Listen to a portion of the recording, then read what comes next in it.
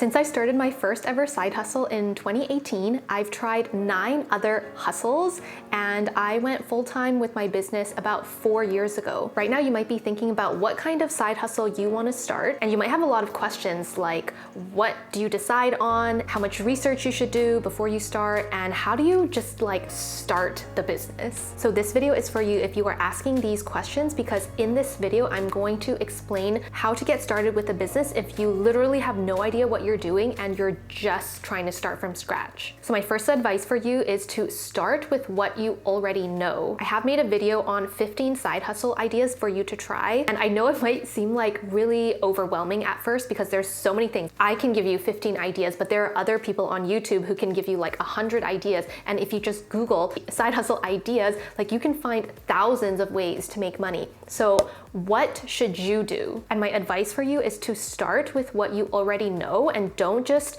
try to start a business in an area where you don't know anything about, because that's gonna be way harder. Just starting a business with what you know is hard already because you have to do all the admin stuff, and there's a lot of mindset things, and you might have a lot of doubt, and you might not know how to do the marketing. So if you start with what you know, it's way easier to start the business rather than researching something that you don't know completely. So for me in 2018, I started to sell greeting cards. That was my first side business. And I had already been practicing calligraphy for 2 months, and I thought, okay, I have this new skill of calligraphy. Now what can I do with calligraphy? And I knew eventually I wanted to teach workshops, but I think that idea was kind of it seemed kind of far away for me at the time. But then I thought, okay, what's the easiest thing I can do? And the easiest thing I thought of was to sell greeting cards, which I just made designs, and then I printed them at a print shop, and then I basically just sold them mainly to my friends and to people in my network. And it was great because I feel like it was something realistic that I could see myself doing, rather than, let's say, something I wanted to do before in the past was to make a full-time income with a blog. But then I just feel like that whole thing was, I just didn't know anything. There were so many things. I had to write so many articles, and then you have to do affiliate links, and you have to do ads, and then maybe you should sell a course or something on your blog. It was just so much. And realistically, I thought, okay, if I'm going to start a business right now, and if I want to make money right now, what do I want to do? And for me, selling greeting cards was the easiest. So right now, you probably already have some kind of skill that a lot of other people don't have. Maybe you can edit videos, or you are a photographer, or maybe you're really good at editing resumes, or you really love designing things on your iPad, you're already doing it. So I would definitely start with what you already know, and later on you can always pivot. So for me, I've made 2 big pivots in the last 5 years. One of them was to go from my calligraphy business to an online business offering coaching services to calligraphers, and that was during the pandemic. And then I made another pivot last year, which was to go from the calligraphy and the coaching to more content creation. So now my main focus is my Etsy shop selling digital downloads and my YouTube channel. And I still do calligraphy. It's more of a side thing now.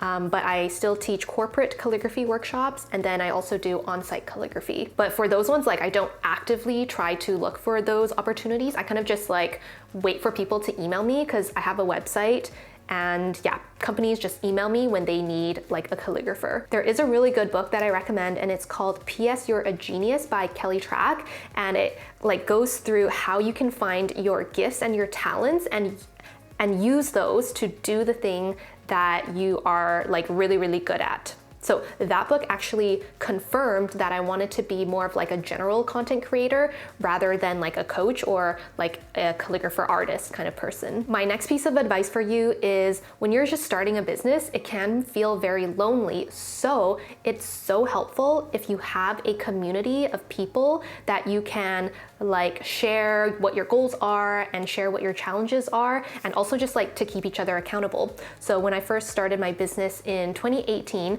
I had a group of friends. It was a very small group, and we met up once a month to talk about what we're doing and our goals and if we have problems. And honestly, it was just so helpful, because at that time, most of my friends were in corporate jobs in accounting and stuff, because I went to business school. So everyone was working for a big company or something. I was one of the few people I knew who was trying to like start a side business. So it's useful not just because you can like help each other with business strategies and like questions, like if you don't know how to register your business, like all of that is super helpful, but even just like pumping each other up and like motivating each other, it just helps so much, and knowing that you are like on the same journey as these other people too. So right now I would say I feel very supported in my business journey. I have a couple of close friends who I catch up with like regularly, and we talk about business and like how things are going. So yeah, it's just like so helpful when you don't have to do it alone and there are other people who are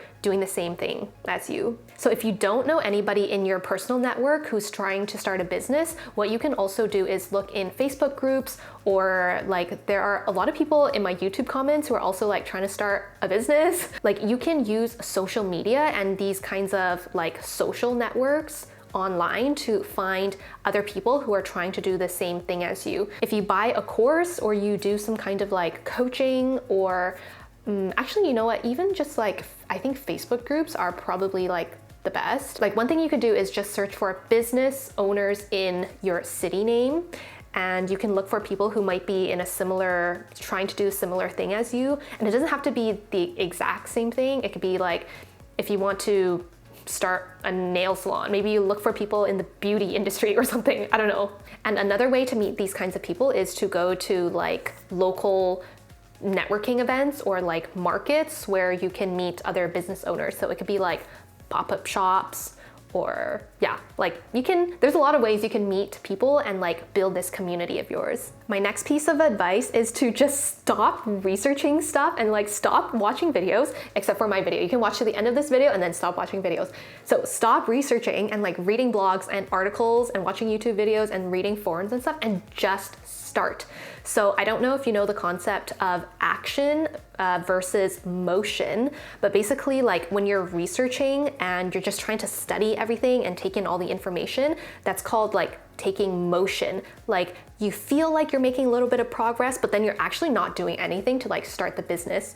Whereas action is like you're actually doing stuff, like you're actually creating your Instagram profile or starting your website, or you are like reaching out to people to like become business friends. So I learned this concept from James Clear, who is the author of Atomic Habits, and it's been so helpful because I think a lot of the times when I'm trying to like do something new, I'll get stuck in this like me trying to research everything and thinking, okay, I just need to learn more information, and then once I know everything, then I'll start the actual business. But I would say like you probably have already done so much research already, so you should just stop doing the research and just start. So just do something like every single day that's like an action step. It could be like a 5 or 10 minute thing, but just stop watching like so many YouTube videos and like reading so many blogs telling you like how to do the thing, and just like go and do it. And I think a lot of us will tend to try to be perfectionists, like when let's say you're starting an Instagram profile, right? And you want your profile to be perfect.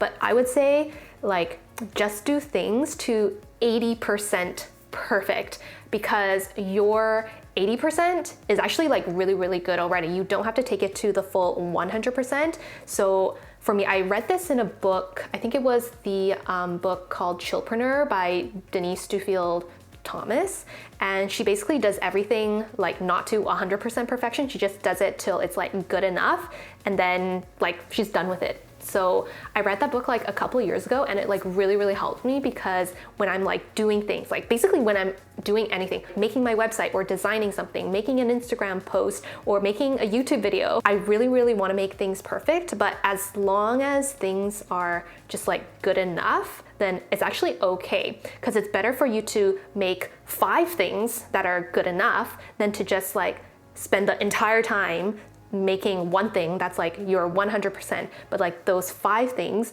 can like, it's just like you're just more productive when you try to not be a perfectionist. So take messy action. And my next piece of advice, which is sort of related to the previous one, is to just start now and you can pivot later. The thing with business is that even if you pivot to something else in the future that is completely different, you still have so many skills that you learned from like the first business that you can transfer to the second business. So for me, when I stopped focusing so much on calligraphy and coaching, and then I wanted to transition into more like content creation and YouTube, like all those skills that I learned from like the calligraphy and offering coaching, like they were pretty much all transferable. And I would say like the most transferable thing was probably confidence.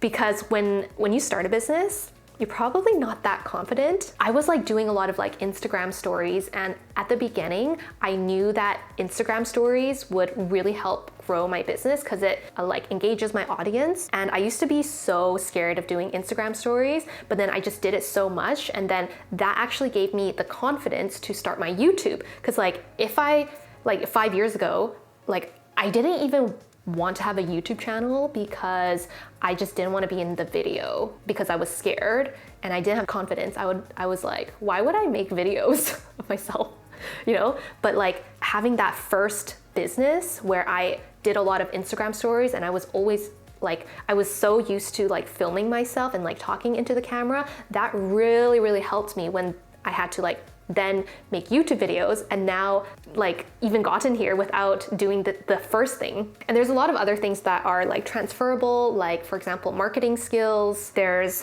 networking, and just like general mindset things, like how to be in the best mindset to run a business. So I want to challenge you right now, if you've been like watching so many videos or reading so many blog posts on how to start a business, I want you to like, okay, right after you watch this video, you're gonna take one action step.